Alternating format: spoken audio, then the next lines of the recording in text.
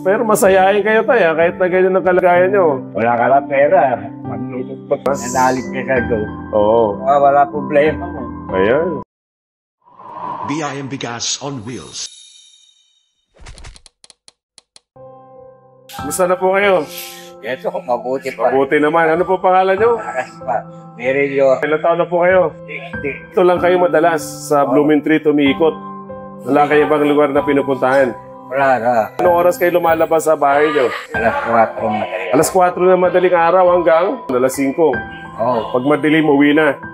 Pagkano naman ang kinikita nyo dyan sa araw-araw nyo na pag-ikot? 12 oras yun na halos, mahigit. Di ba nga sapat na pagkain? Magkano po yung hindi sapat sa pagkain? Kita. 50 lang araw-araw. Oo. Madre. Sa Madre. Oo, dictionary.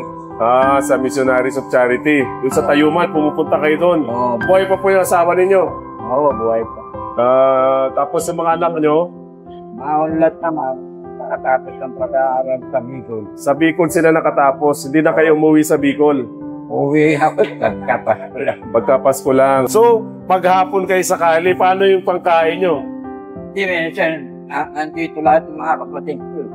Pumupunta lang kayo sa kanila Oo, para mga- makikain. Ngayon, tanghalian na. Saan kayo mananangalian? Pati. Uwi kayo mamaya. At least naayos kayo ng mga kapatid nyo. Oo. Diyan lang sila sa Mayriles, Antipolo Street. Ilang taon nyo nang ginagawa yung ganyan? Meron lang mga 2 taon. Bago lang, 2 taon. Bago. Kasi ang dati yung trabaho ay Kapatero. sapatero kayo dati. Ba't di kayo nakasapatos? Binenta nyo na lahat ng sapatos na ginawa nyo. Dinebenta ko doon. Binibenta nyo. So bakit dito kayo tumatambay? Nagdadasal kayo? Oo. Gaano kayo kadalas magsimba? Tuwing linggo, Sabado. Tuwing linggo, nagsisimba kayo. So may ibibigay kami sa inyo tayo. Konting tulong lang. 5 kilong bigas.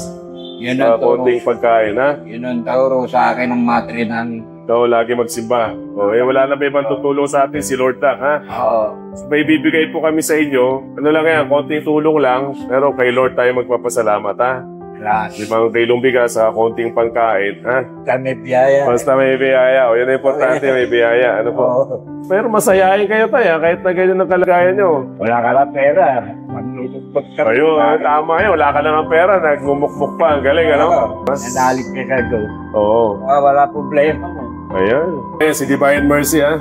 Lagay niya doon sa tabi ng higaan nyo, ha? Tapos may konting bigas lang po tayo. So galing po tayo kay Divine Mercy, ha? Dito galing sa amin, ha? Na konting po pagkain. Para sa mga nais tumulong sa Biyayang Bigas, maaari kayong mag-donate sa GCash number na makikita sa screen o mag-message sa aming Facebook page, Friends of the Divine Mercy.